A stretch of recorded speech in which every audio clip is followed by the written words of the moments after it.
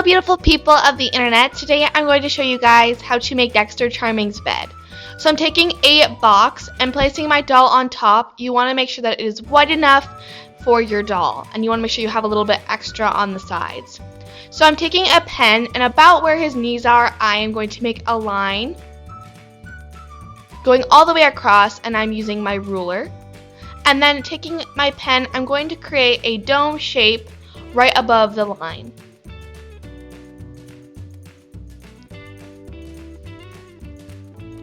Then I just cut that out, and then taking another piece of cardboard, placing it underneath my box, I'm just measuring that and then cutting it out.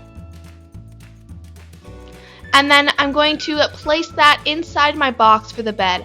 I did have to cut off a little bit on each side so it would fit perfectly, and then I just glued that in. And then I cut another piece of cardboard, and now I'm going to take my ruler and make a line going all the way across.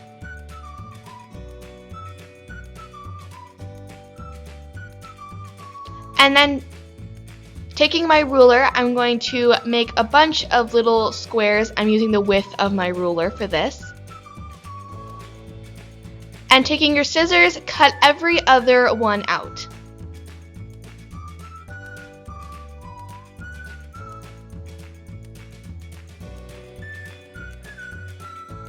Once you have that cut, I glue that on top, and then I also made two side pieces as well.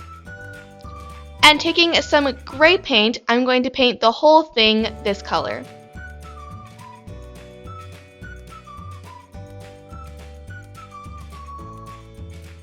Once you have that painted, I'm now taking some gray paper, and I'm going to cut that to fit inside our little bedroom. So once you have it cut, I'm just going to place it inside and glue it.